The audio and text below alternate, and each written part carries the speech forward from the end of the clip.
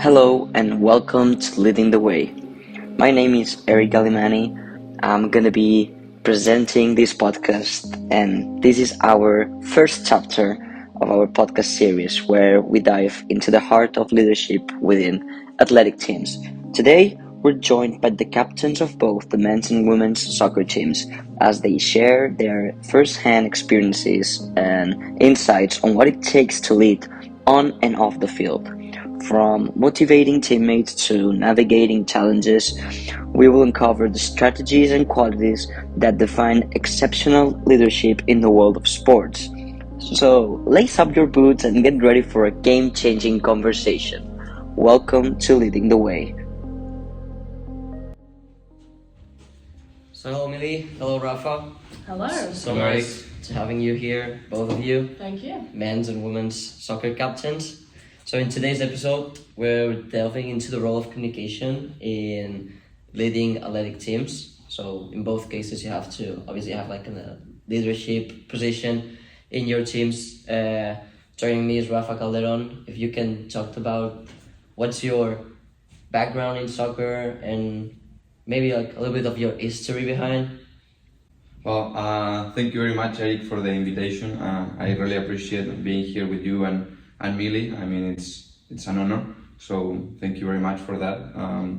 I grew up playing soccer in Chile. I'm from there. I was born there in Concepcion. It's the second largest city in my country. And then I moved to Talca, where I basically grew up until I was 16 years old. I got to play competitive soccer there for my school and for like different clubs until I got recruited to go to like a professional academy in Santiago, which is the Chile's capital. And from there I started taking soccer more seriously, just because my dream has always been to play professional soccer. It hasn't been easy. I've overcome 2 ACL surgeries to be where I am today. Everything that I've achieved so far is because I've been working hard, and it's been a beautiful journey. I've been able to travel and to meet people from all over the world. Did you practice any sport? Just soccer, or because, for example, from my perspective, or from my life, what I have to say is that I've been practicing many sports, and then I had to focus in one sport. So did you only like practice soccer, or you had other sports there? No, I actually did tennis for Tennis. for like probably 5-6 years until I turned like 14, and then I had to decide, okay, I'm going to play soccer or I'm going to play tennis. And I was very good at both, but soccer, I think because I started earlier, I had more capacities, abilities, so I decided soccer. Okay. What about you, Millie? Yeah, I grew up just outside of London, so I played pretty much any sport that was offered to me. I played cricket, basketball, football for me. Basketball, because you're tall. I mean, Exactly. you were pretty good at Tall, basketball. big wingspan. Yeah. I played actually for East of England, so I actually got to a pretty high level in basketball, but I found that I played soccer since I was younger as well, and like literally as soon as I could walk, my dad had a ball at my feet and was like, kick it around the garden, Millie, like keep going, keep kicking, and signed me up in teams. So I played like pretty much my whole childhood, and so as I got older, I noticed that my skills, like basketball, I've only picked up in high school.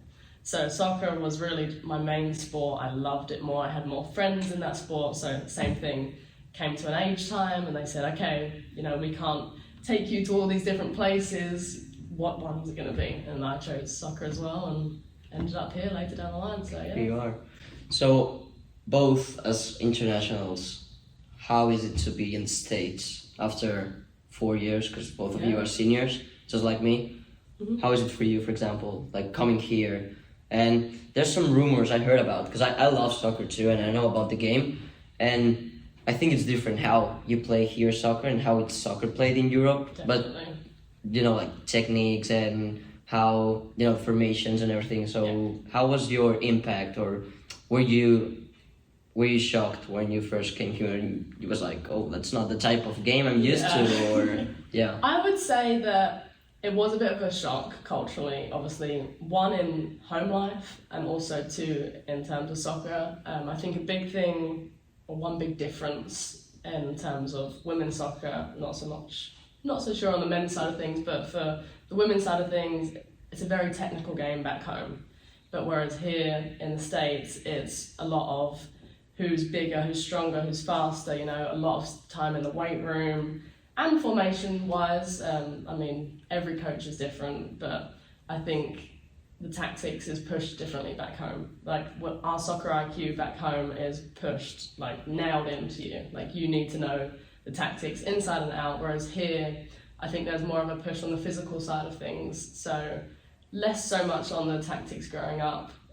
So I think you find that one advantage that we may have coming in as internationals is that our soccer IQ is a bit higher. It's higher than here.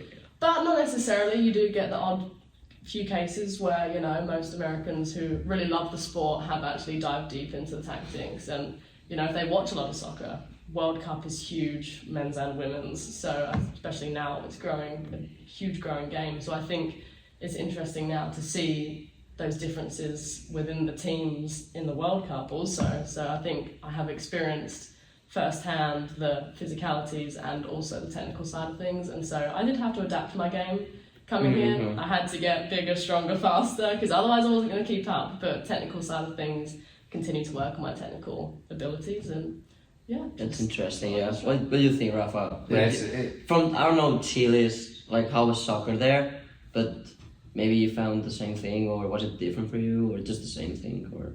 No, it's a very similar point of view that Millie has. I think the playing style is different in Chile than it's here.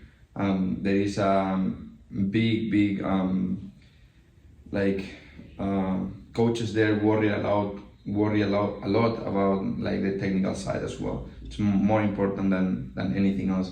But that's been changing in the past years, you know, like coaches are taking more care of like everything else, you know, understanding that a soccer player is an athlete. So it's becoming more similar to the American style, you know, because I mean you see now around the world, and then you see these great athletes, you know, that play soccer, you know, and usually soccer players were used to see like, oh, like, I mean, a soccer player was not like a real athlete, but by today, 2024, I mean, that doesn't happen anymore. Like, I mean, if you're not fit, you know, and you're not strong, like, I mean, you cannot play football, you know, you cannot play soccer. Makes sense. But it was different when I came here, definitely. I mean, I was shocked and impressed of how important is that aspect for American coaches. But I think it was good for me because it helped me to grow in a different side of the game. So I think I'm very happy with that. So now that you've been like 4 years here, do you think it was worth it to come here? 100%. 100%. I think I've grown not only as a soccer player but also as a person, and I think exposing yourself to different cultures and different people is so important in your life, and making connections, like Rafa said earlier. I've now met people from all over the world. We have 3 different countries right here. Yeah. And, you know, that's just 3 people, you know, throughout the school and just even in the States generally, from traveling or just meeting new people in general. It's, changed me as a totally new person, and I wouldn't change it for the world, so. What would be your greatest memory after these 4 years? Oh, probably all soccer related, honestly. Yeah, honestly. Of course, like my friends' memories with them that I'm always gonna cherish forever, but I think probably, oh gosh, that's a hard question. There's too many to choose from. I probably would say, think about yours. Definitely think, because it's hard. I would actually say playing versus UNC Pembroke in the quarterfinal. We were beating them the whole game, 1-0, and conference tournament, and we were beating them the whole game, and they actually scored in the last 40 seconds of the game. to tie, and we went into overtime. We actually lost the game on penalties, and like I know people think, oh, you know, it's a bit of a negative memory, but I think that actually showed, like, that was with some of my best friends on the field who I love and will be best friends for the rest of my life. And that was a time where that game was a battle, and you know, that really showed a different side of lots of people, and it showed, you know, through a time of adversity how we coped and we got stronger and closer together. And you know, there was lots of tears after the game. We're going to talk about this game because were you captain?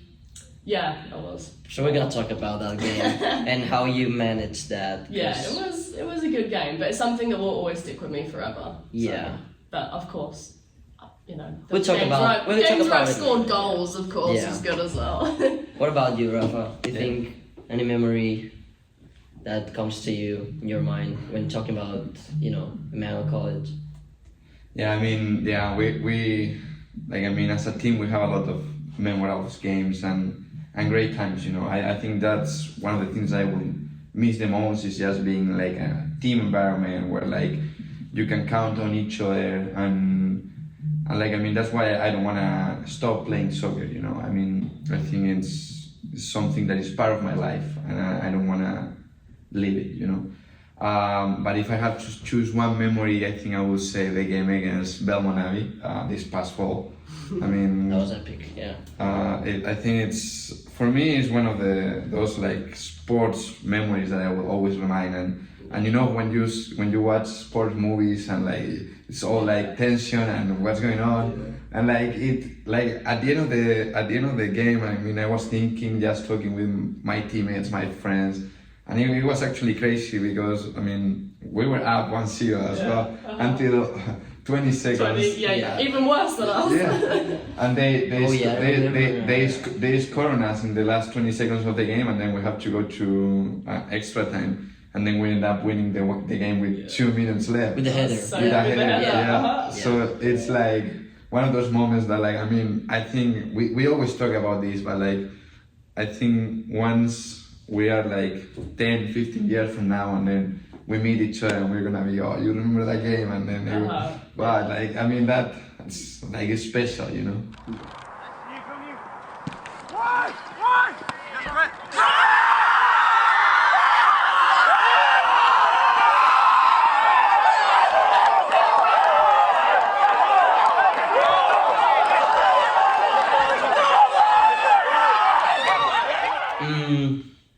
As captains, like, how were you choose captains? Who decide why you're captains? Like, why you and not another teammate, or who choose that? Well, for us, we go through a process where we're obviously warned that there's going to be a vote happening, and so you start to think, you know, about that week before, like, who, you know, this happens roughly about a week, I think, into the season, roughly.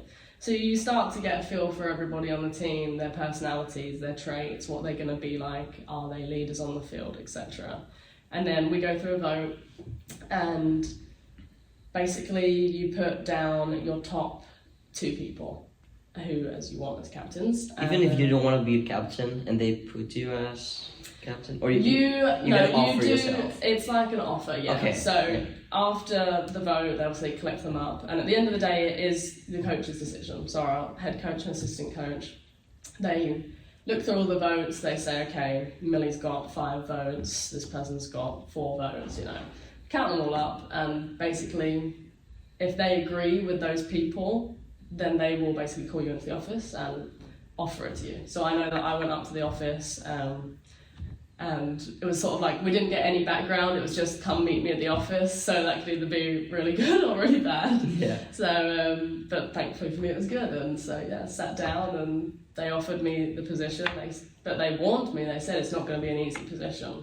They said, like, it's not going to be all fun times, like, you're in a spotlight where everyone looks to you, you're going to be in this leadership role, and it's a very serious job to take on. It's not just like all fun and games the whole time, you know. So I think they tried to really emphasize how big this responsibility was that we were taking on. And yeah, thankfully I was able to share it with 2 other amazing captains and feed off of them as well. So yeah.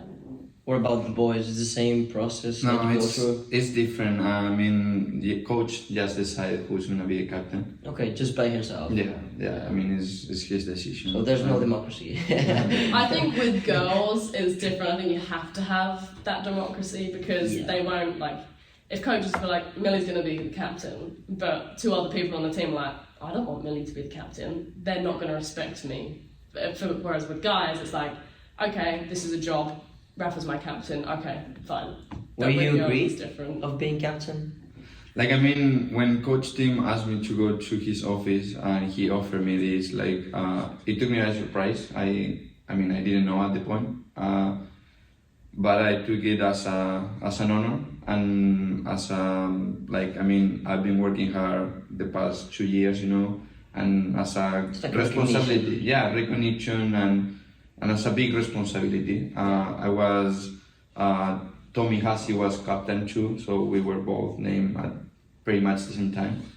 And I think it was such an honor to share that with Tommy as well because I mean Tommy's a great player, a great professional in terms of how he worked. So I think being captain with him was very good because we could share roles, and even if we don't agree on everything, you know, that's part of like having two different people on a leadership position, you know. Mm-hmm. Okay, so as leaders, what's your role as a captain in the team? Because obviously you have different roles, I guess. But what did the coach say to you in that meeting? What was your expectation, or what are you supposed to do as captain? I think the main role as a captain is to be a mediator between the coach and the players, because obviously the relationship between coach and player is strictly business. This is, you know, of course it's all fun and games when you're playing, but at the end of the day, this is your job. You know, we're Division 2 college athletes, and you know, we get scholarship to play, and so at the end of the day, that could be classed as a job. And so for them, it's obviously a very respectful and not so much of an interpersonal relationship. So I think the captains come in between that, and they are the professional yet interpersonal. We have those relationships with the girls on the team, and it's our job to mimic what the coaches are saying, but maybe put it into a different light for the players, a different perspective for them to kind of understand and still obviously respect us, but also just be there for them, be a shoulder to cry on if they need it, be a word of advice if they need it. You know, as a senior, I'm an experienced player. You know, if they need advice, they might not necessarily feel comfortable or want to go to coach. That's when they come to me for that advice. And, you know, I think as a captain, it's a role that you have to expect is put onto you, that you have to make those interpersonal relationships with the girls, but also be able to then feel and make a judgment is what they've brought to you, that information is important, doesn't need to go to the coach. Are they struggling? Do I need to inform coach so they can have more help in this area? You know, so I think it's just using your knowledge of the game and the person and your coach and sort of bringing that all together in order to find the best path for that player and the program. So would you say that your relationship with your coach is not better, but you have more confidence than the other players, obviously? I think as a captain you do feel that you have more confidence, but on our team we are all quite a close-knit team, and especially with the coaches, so I don't think anyone really ever struggles to go and talk to coach. But you know, if that... That's the thing, because some people, they found like they have the respect, you know, that's the coach. I don't want to say like it's this. scary. Yeah, to they're go and talk to scary, coach, yeah. But I think, well, firstly, coach does a good job at being, you know, on the field business, but also open-minded and off the field. You could go to him with anything, and he would, you know, have a conversation with you about it. Whether that's, you know, your faith, even your personal life. You know, he's always going to be there to help you out. You know, soccer or whatever.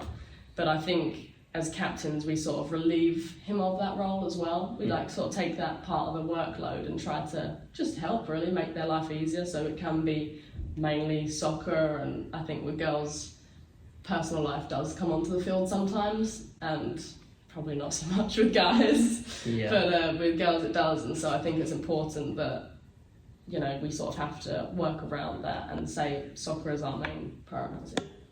What about you what? Because obviously you have different coaches and different teams, so it's a different scenario. Would you say you have this same relationship with your coach? You have more confidence with him than other guys in the team. It's you who translate all the messages from the team to the coach, or players directly tell to coach. I mean, it's definitely part of our responsibilities as captain. You know, it's like, I mean, if there is something that it's in the concern of the players, you know, and we have to speak with coaches, you know, like we are the ones who have to take the message, always in a respectful way and a respectful manner. But yeah, I mean, that's one of the responsibilities that you have as a captain, and like act as a mediator, as Millie said. But yeah, like one of many. I mean, like, I mean, you have to be there for your teammates every day. You have to make sure that everybody is in the same page, pretty much, because like at the end of the day, I mean, being a captain, it helped me to grow a lot, and it helped me to understand that, like, soccer is a collective sport, you know, and like like, I mean, I can see it this way, but like soccer players have usually big confidence on themselves, you know, so a lot of times can be a lot of like, oh, what can I do better? How can I be a better player, you know? And that's important, you know, like that's add to the team. But as captain, you know, you always want to make sure that the team is first, you know, and in everything, you know, you always want to put the team first besides everything else. And I think that was one of the main lessons I learned from being a captain, like the importance of being humble, the importance of asking people how they are. If somebody gets sick, just checking on them, you know, just making sure that they feel part of the team, because when a team is successful, it doesn't matter who you are. Like, I mean, the whole team has the credit, you know. Like, I mean, some players will stand out, and that's part of sports. But at the end of the day, it's a collective group. I mean, that's the only way that you can see it. And if the team is strong, and if the bonding is strong, it's most likely that you will have a successful team.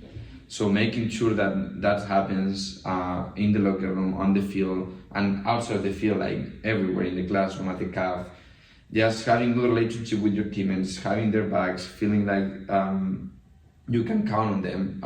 That's what we wanted to create as captains with Tommy and with Coach Tim. You know, that was our goal, and I think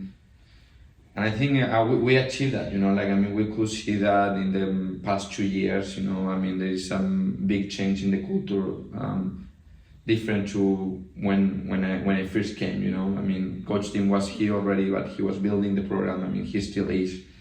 But I mean, you can see some changes on the attitude, on the disposition of the players, so I think that's been a great experience.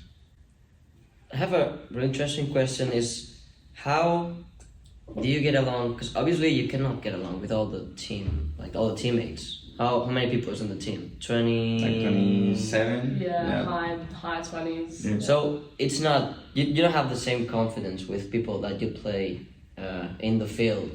Because obviously you're both, you're always starting the games and you're always playing, you have a lot of minutes. But for those that doesn't have minutes, they're always in the bench, how is your relationship with that people? I mean, I think that's a good question, but like, I think it's just treating everybody equally, you know. Yeah. I think that's the most fair you can do, and I believe in a team it's impossible. In a group of 27 people, it's impossible that everybody is best friend with each other. Exactly. Like, I mean, you will have groups on that, and that's completely normal. Understanding that is normal. But and I think that in the same group you have like smaller groups. You know what I'm saying? Like, maybe not because they work together, but because they understand each other together better, and there forms like different small groups inside the same group. Yeah, and like, I mean, that's part of life. It's natural. You cannot, like, I mean, if you want 27 people to be like best friends with each other, it's just not gonna work. Mm-hmm. But what you can achieve is like 27 people having respect for each other, you know. Yeah. And I think that's what works. But would you say that your message changes? Because I'm pretty sure it changes. Because if you're talking with someone that is used to have minutes and he has confidence, and obviously your message is gonna be different than if you talk to someone that's always in the bench. For that guy or for that teammate, your message is gonna be like, come on, keep it up, you can work harder, you can, I don't know, it's gonna be like all advices and you're gonna try to push them. But for those who are playing with you in the field, the message is different. It's just like, I think for me personally, I try to keep the message the same because, like Raf said, you have that mutual respect for everyone. It doesn't matter how many minutes you get. At the end of the day, everyone on that team, every single person, coach, anyone who feeds into the team is important. Whether you play 90 minutes and start every single game, or if you come on for 1 minute, or if you don't even make it on, everyone is important in the team because in practice, there's no starting lineup and bench.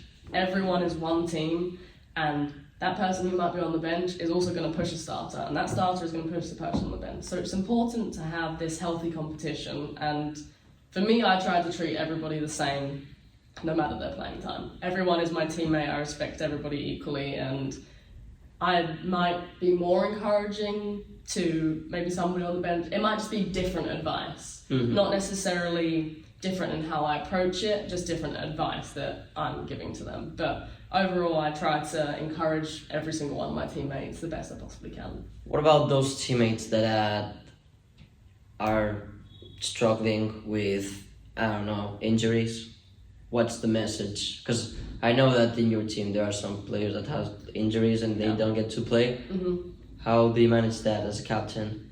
I think it's really important to not neglect those people and really instill how important their self-worth is, because I think when you go through an injury and you're not necessarily playing, you do feel a bit neglected by the team because you're not practicing and things like that, or playing. But I think one thing that's important is for a captain to reach out, checking how they're doing, making sure they're doing their rehab, and when they're at practice, high fives to them, because they're still going to be standing on the side of the drill, and sort of try to, one piece of advice that I try to give them, and it's from my friend's experience and from my experience, is that if you're injured, it's still a huge learning curve. You can still be a part of the team, come to everything and be not necessarily in the drills, but if you're on the side watching right next to coach, you can become almost like a second coach. You're going to see something differently than to someone who's actually in the midst of the drill.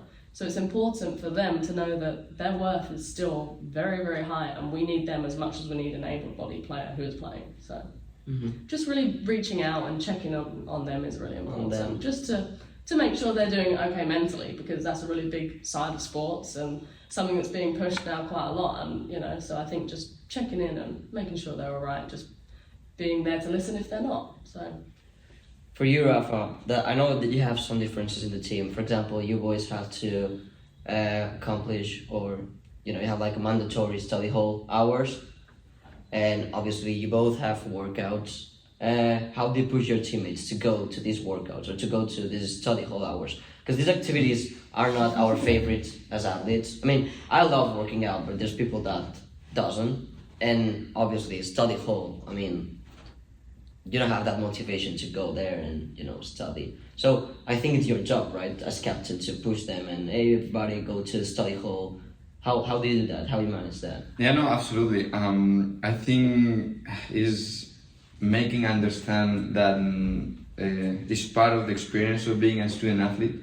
It's part of the responsibilities you have. So like making sure that everybody is in a study hall and making sure that not everybody is on their like a study hall and workouts, but like they're actually there and putting the work in, because one thing is just to go and okay, I'm here in study hall, I'm here in the workout. Yeah, that's one thing, you show up, you did half of the work, but actually doing what is needed on those hours to make the most out of it, So once you get there, you try to I'm not, as a leader, I don't consider myself like as a big controller, because I know we are pretty much adults, and everybody have the ability to decide how they want to work or not. But absolutely that I will push my teammates to do things in a better way when I can. I'm not gonna be all the time on them like just kind of like it's mandatory, but I'm gonna encourage them to be better, you know, encourage them to be on top of homework. To 10 things. Yeah, you know, but I don't consider myself somebody that is like, that I have to be with you like all the time, you know, like I feel like that's part of your personal growth as well, you know, like, I mean, I can tell you what's better for you, but at the end of the day, you are the one who decides, you have to do it. you know, like, and I mean, that's something I've really enjoyed, and I discovered myself better as a captain, you know, like, I think I will be there with you, I will be supporting you, but at the end of the day, you are the one who have to have the courage to do the things in the way that you want to do it, you know? Mm-hmm. I mean, I think that's the most important, because when it comes from them, like, and they figure out how good it is to do things in that way, is even more important, you know, because it didn't come from anybody else, just from the person itself, you know? Mm-hmm. So, I mean, I think that's the way I see leadership, for example. Yeah, I think that's important as well. With like, it depends on your leadership style and like how you are as a leader. Like, you're like a very lead by example, and that's something that I try to do as well, is lead by example and sort of be that servant like leadership style, in the fact of like, you're not going to do this alone. Like, yeah, do we have to get up at 6 a.m. and go and lift? Do you not want to do that? Most likely some days you're not going to want to do that. Me too, we're in the exact same boat. So do you know what? I'm going to go and do this. I'm going to bring you along with me, and I'm going to encourage you to also do it with me to the best of your ability, and see the positives, you know, of the amazing outcomes that can come from it. You know, you might find that you're going to make that one tackle, you might score that extra goal, you might get that header, that clearance, whatever it is, and it all comes from the behind the scenes work and the small things. And I think as a leader, it's important to say, come with me, I'll do it with you. Mm-hmm. That's a really great, I mean, attitude as captains. I think that's what you have to do. There's an interesting topic too that I want to talk about, is imagine that one of your teammates is expecting to play an amount of minutes, but coach doesn't see the situation like that, and he doesn't get the minutes that he's expecting. How do you defend your teammate, or what's your relationship with your teammate? What's your message? Because many times coaches don't have the same perspective as us, and they would decide something that it's not really right, or it's not, there's different ways to do it. So how do you communicate with your coach and trying to make him see that there's another variable or there's another option? Do you know what I mean? Yeah, I understand. This is a great question, because it does happen a lot. Everybody is very competitive within the team. Everyone comes from high school and they were the best people in their team. They were always the best players. But then when you come to college, that was everybody. Everyone was the best player in their team. And so you do form this very competitive environment where people feel that they might need more minutes than somebody else, and they think it's unfair how many minutes someone else is getting, blah, blah, blah. Happens a lot with girls. Not so much sure with the guys, probably it also happens with I think girls. it happens because I've heard some things. Yeah, but with girls it happens a lot too. Mm-hmm.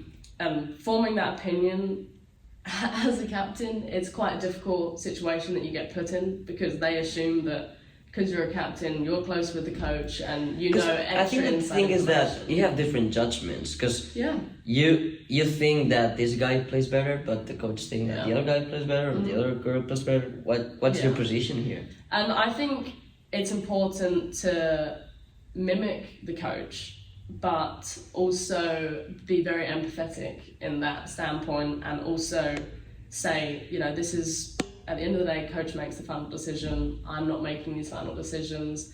But also listen to the players' side of things, and, you know, let them make their case. And, you know, you can then take that to coach. If you feel that that player does deserve more minutes, you can take that to coach. You can say, look, this person really wants it. But at the end of the day, words is great, but the outcome that we need is on the field. If you see that person busting it on the field every single day, doing extra work to try and, you know, get better and fight for that spot, then, you know, and maybe coach doesn't see that, then you as a captain have the responsibility and role to say, look, coach, you know, they're doing this, maybe, But at the end of the day, you're not the coach, and you shouldn't put yourself in a position where that could cause conflict, because I think at times that can cause you to lose respect with your players and the coach. So I think it's a bit of a fine line, a bit of a balancing act to try and find the best way. But I think definitely just trying to work with coach and player to try and help that player, because at the end of the day, that player's working hard, it pushes someone else to work harder and pushes someone else, and that has a domino effect. So, and that causes the whole team to be better. So yeah, I think it is a difficult situation, but it's important to, you know, mediate, like we said earlier, and just find the best route for the It's player. nice that you know how to manage these things, because obviously It's not easy. Yeah, it's not But- easy. I get it. Yeah, because you have like two sides, Exactly. both coach side and teammate side, and, And- you're in between them. And you don't want to disrespect your coach or the player, and you want to give them both the time and the energy that is needed in order to help this situation. So, yeah. Would you say it's the same for you, Rafa? Because I'm I don't know if the boys are more aggressive in that. 'Cause I'm probably more like, it's my point of view is a little bit harder, you know. I believe more in, I don't know, this is probably more old school, you know, or how like football works for me back home, you know. But I don't think, I respect your point of view, Emilia, and everything, you know, but like as a captain, I think that goes beyond my responsibilities, you know.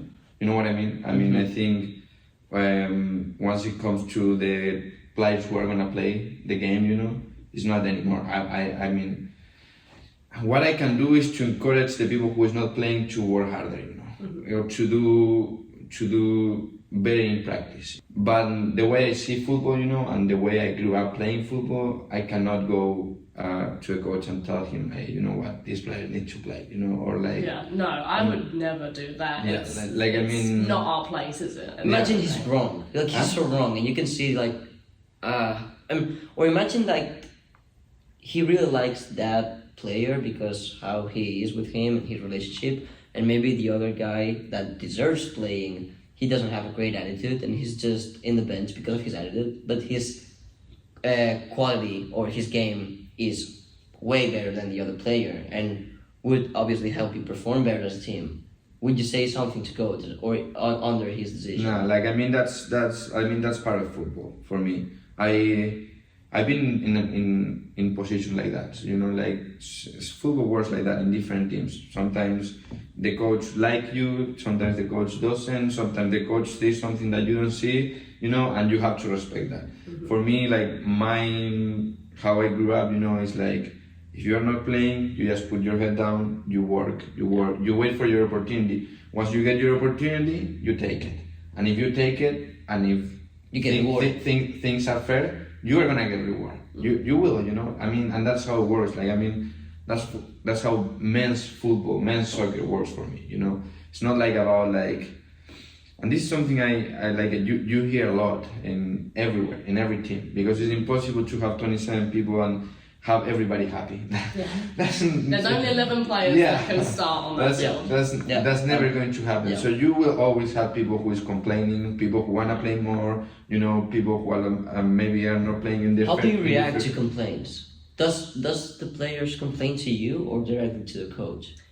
I think you find most of the time they won't actually complain to you, they'll complain to someone else on the team. Yeah, absolutely, absolutely. And how I react? I said, like, I mean, look, I mean, I know it sounds unfair. Maybe it's unfair. Like, I cannot tell you that. What I can tell you is like, are you doing?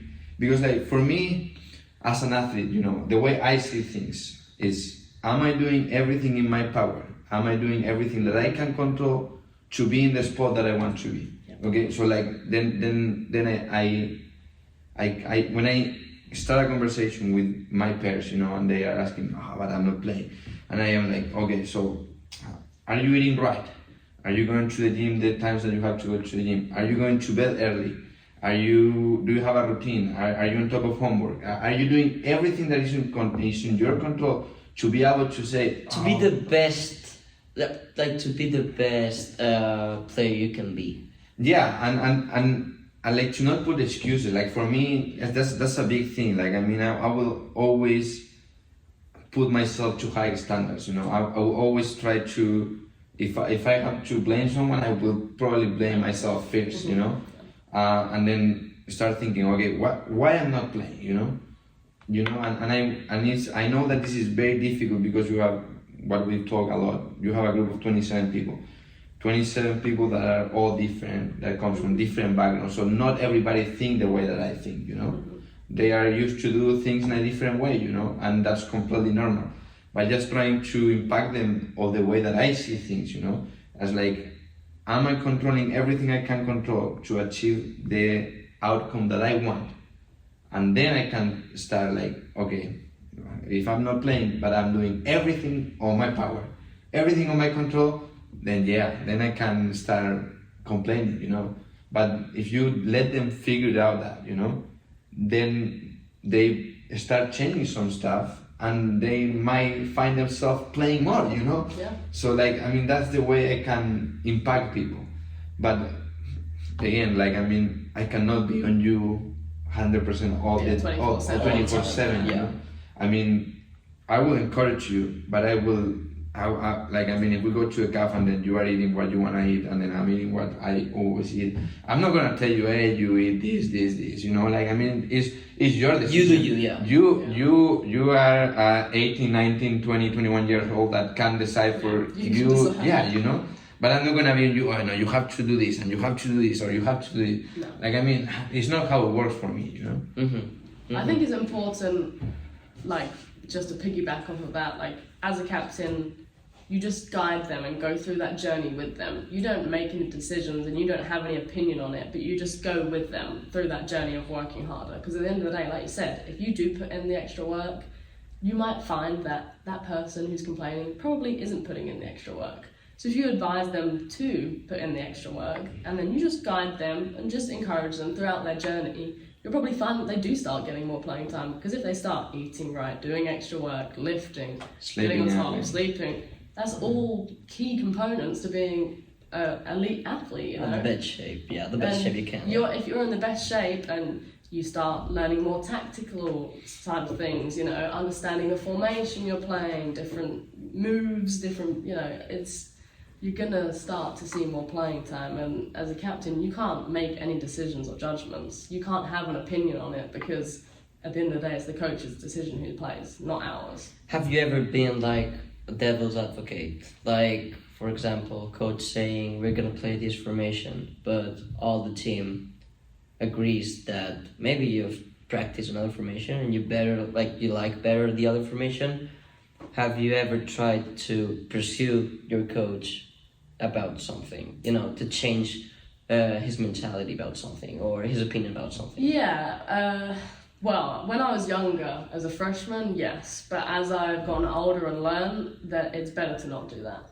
Because at the end of the day, a coach will play in their formation that they think is right for the team and they might have more experience. But when I was a freshman, I thought that, you know, you come in quite confident. You're like, I'm not sure that's the best fit for the team. And sometimes there is a place where you can have that conversation with a coach and say, What you would know, be this the is my place to say? opinion. How you say this? Privately in the office, you'd go to them and say, Coach, I want to talk with you about something. And you just, you know, give that your opinion because they're going to give it right back to you. They're going to give an explanation. They're not just doing it just to do it, you know, say formation-wise. They've got that formation for There's a a reason behind it. Exactly. So you have to respect that and, you know, I think it also depends on your coach. You have to read the situation right. If your coach is open to that, then fine. But if they're not, then no way do you go into their office and say, this is how you should be playing, because that's really disrespectful. So It's obviously saying you don't know how to do your job. yeah, Just- exactly. It's like saying you're not good enough for your job. So that's super disrespectful. So I would personally not do that. Have you ever challenged a team in any decision? Maybe team, this is gonna work better for us. You know, No, trying like to. it's the same with the decision of who plays and who Right. doesn't. Okay. Like for me, I don't touch that either. You know, like Right. I'm a true believer that, like, I mean, if you believe in the idea that a coach has and you believe in that 100%, It's one you are road. all on it. You know, look, everybody comes from different backgrounds. Everybody likes to play a different formation. And everybody has different qualities. Too. Yeah, of course. Yeah. So everybody will have priority of what they like to play and how. But once you are like, let's say, this is like same as in like work life. You have the boss, and then you have to do what the boss says. You know? Yep. And Whether you like it or not, yeah, you're doing what the boss says. yeah, you know, and like if you are able to commit everybody to have a mindset of hard work and like to commit to the idea, even when the idea you might think is not the best idea, if you are able to commit that group of 27, 28 people, that can turn into something great, you know. And I mean, yeah, that's what I think. I know, and I agree with that. And it's funny you said that, because we used to have this little saying within our team, and we would reference it back to rowing. When one person is rowing, or 2-3 people are rowing at the wrong time or in the wrong direction, it's really hard to row forwards quickly. But if everyone who is on that boat is rowing at the same time, in coordination, in the same direction, you can go really fast and really far. And so I think that's an analogy that we often use. And like you said, if you can get everyone on the same page, you will go far and be successful as a program. That's nice, yeah. That's a good perspective, yeah. Let's talk about games. How, for example, today we're recording this. You boys have game against Lander. I think it's top 7 in the nation. I'm not sure about it, so it's a pretty tough game. How's your routine today? How do you wake up? What do you do? I think you went for a walk, team walk. Yeah. What's your message as a captain? What's your role as captain in a day that you have game? I think it doesn't change anything, you know. Like I'm one more on the team, you know, one more of the group. I have my routine. Yes, we usually wake up and then we go for a team walk together, and we all get breakfast.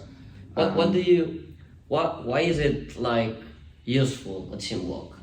Because many people could say, why you need a team walk? I actually like it, because it's like the first thing that you do in the day. You know, you are active with your teammates. You know, and then you get to go breakfast together. You know, which is very nice.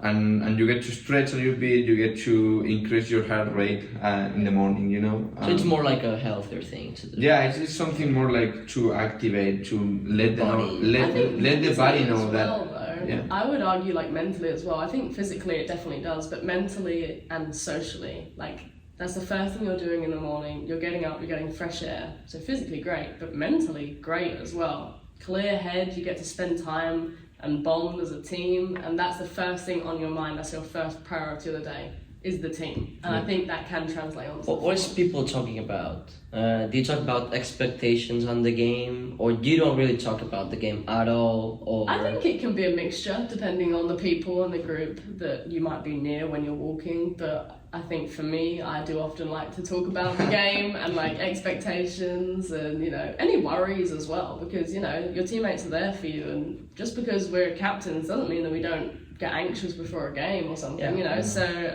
it's good to just talk with your teammates or about what you're going to eat for breakfast, you know, it could be anything. Yeah. So, yeah. I think it's a good time to relax a little bit, just to joke around as well with friends, you know.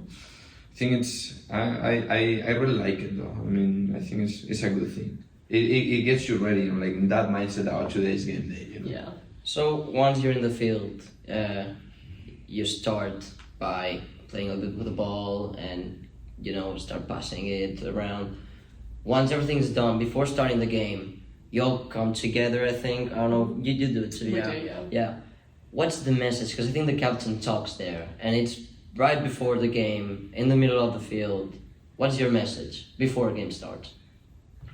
Well, I mean, at least in our team, we changed that. Like, I mean, it's not always the same person giving the message. Sometimes it's me, sometimes Tommy, sometimes it's Martin. Pau talks a lot as well. And I think it's good to have different people talking. And I think the message is always the same. I mean, not always the same, but like, now is the moment, you know, like now is the moment to go out there and do everything that we're training for the whole week, what we're preparing for a long time, you know, and now it's time to execute and be focused, you know, like the most important for me is that everybody is actually on the present moment. I think that's huge, because if you put like the highest effort on what's going on right now, you will probably get the best outcome possible. And going back to that game, where it was 20 seconds before ending, they scored you. It was conference, quarterfinal, or I don't know. It was a quarterfinal. Yeah. Okay, so what was the reaction of your team? What was the message before starting the extra time? Well, so as soon as I saw that ball going in, And what about the goalie? Because I think Nacho had he missed something there. And what was your message to him? The defense?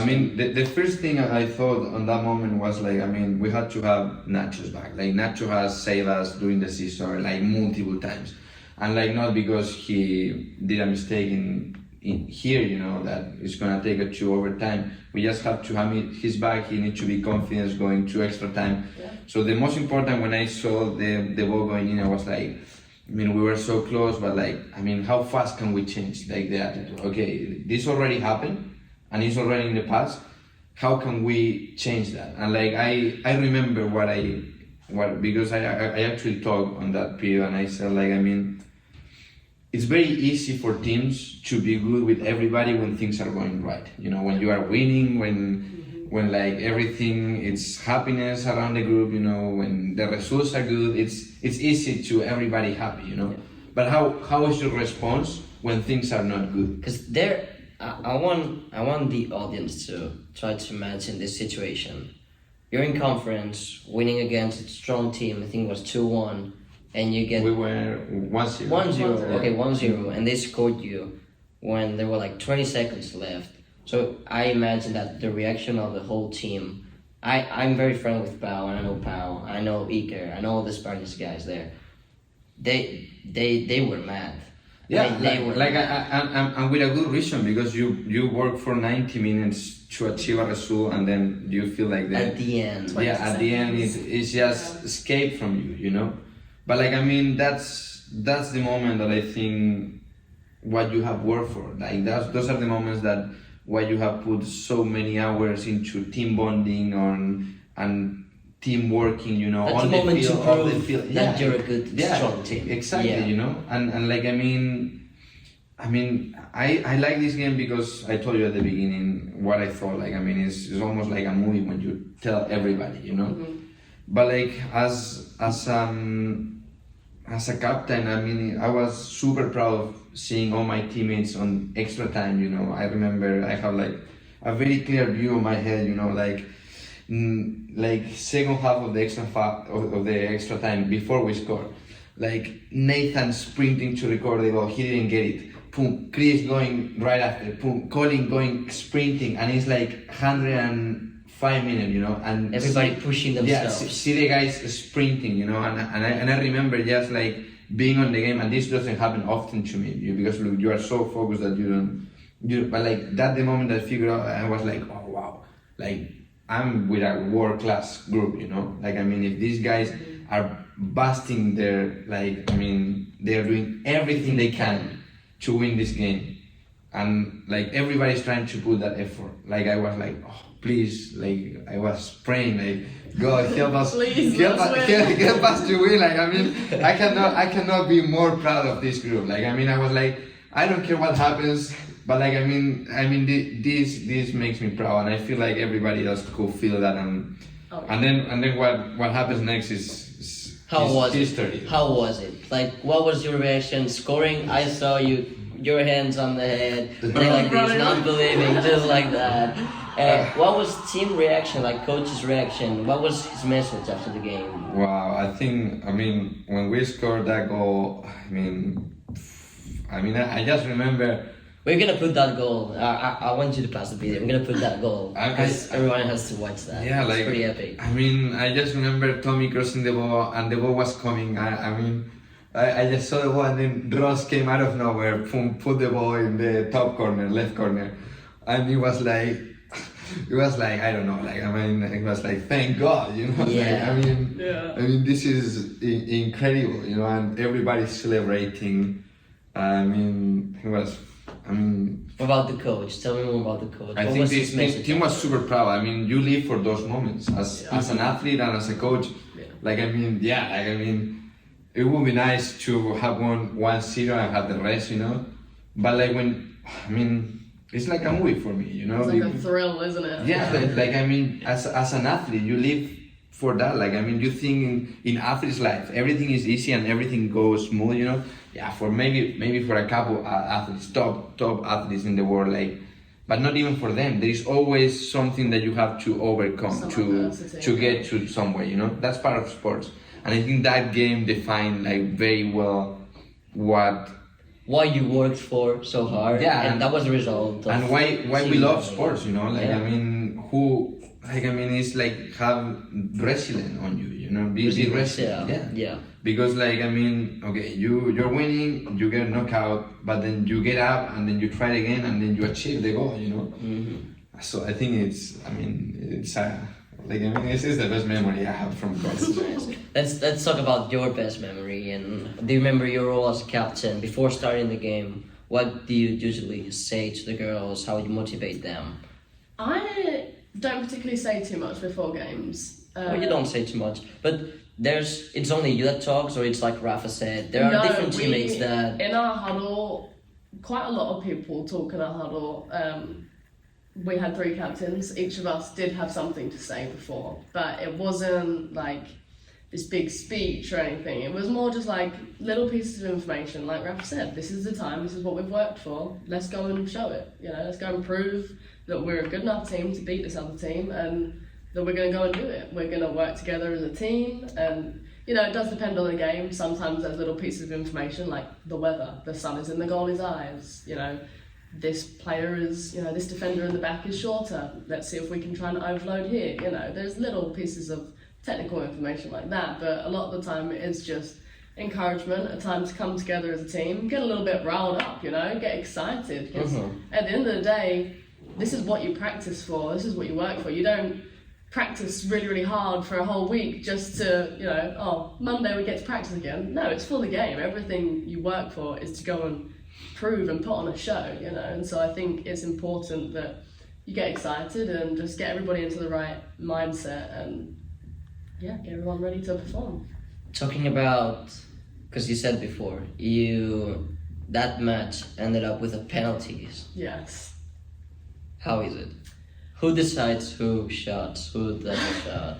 Well, because it was conference tournament, we had a conversation before the game on the bus about who would feel comfortable taking a penalty. And we all, you know, whoever wanted to and felt comfortable in that high pressure situation raised their hand, and coach wrote us all down, and from that he then chose the final, what is it, 8 or is it 6? I don't remember. I think it's 6, I right? think it's 6, 6 right? penalties in soccer. I mean, you choose We the first, went you choose the over. first 5. The first 5 and That's then fine, because yeah. we went over what there was, because we all scored. So it was, it was probably one of the longest penalty shootouts in conference, honestly.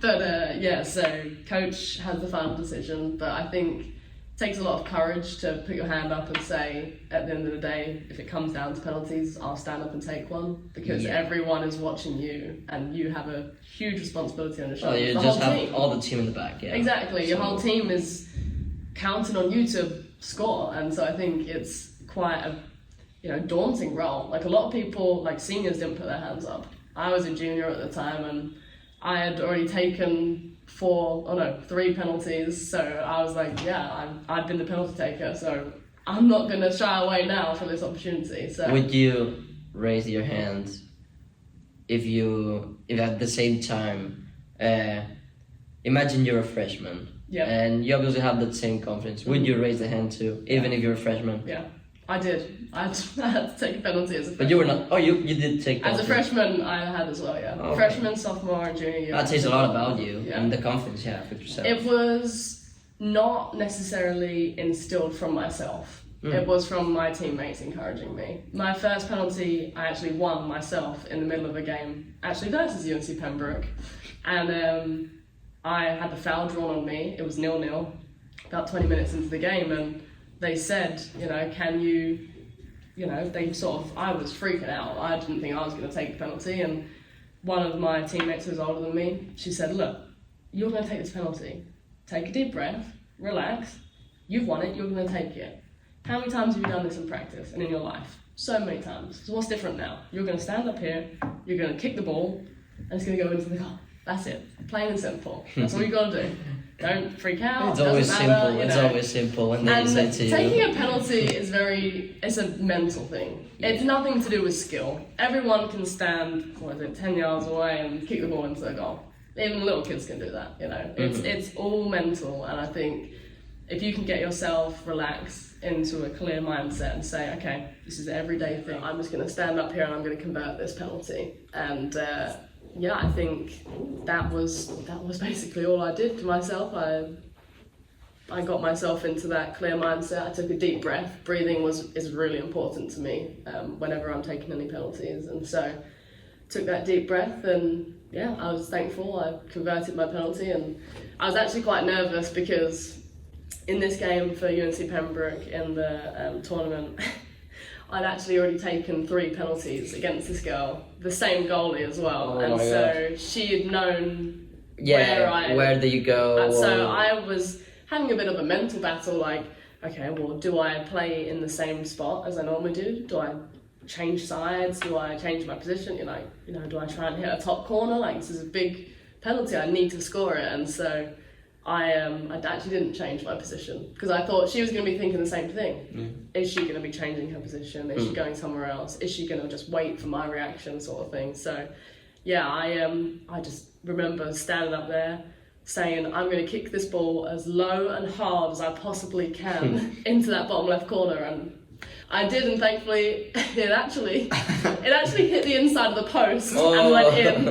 And for a split second, when it hit the post, I was like, I've missed. And I'm the penalty taker, I've missed. And no, thankfully it went in, and that's the best feeling. I was running, I was like, oh my gosh, thank goodness. And that feeling that I had, I was like, thank goodness that went in. And I did my job for the team, you know, I felt rewarded almost, you know. Maybe we didn't get the end result that we needed, but at the end of the day, I did my job for the team, and we all worked really, really hard. So, talking about that game that you ended up losing, how was your reaction, and how did you motivate your teammates? Because obviously it's hard to motivate them because you lost. I mean, you're out of conference. Yeah, that's it. And that's the end of the season. End of the season, yeah. What's next? Next it's like February or Next, March. you wait until spring and you do a lot of running. That's it. And you get fit. Then we get super fit. And that's it. How do you manage to motivate your teammates? Yeah. Well, after the game, obviously everybody's very emotional. It's all just happened. Lots of seniors crying because that was their last game. That was how it ended.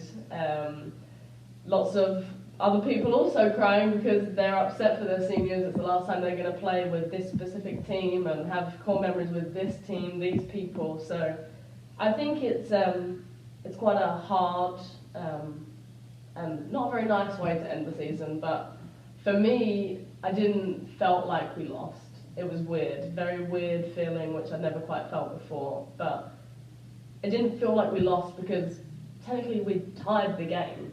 That's what goes down on record, is a tie.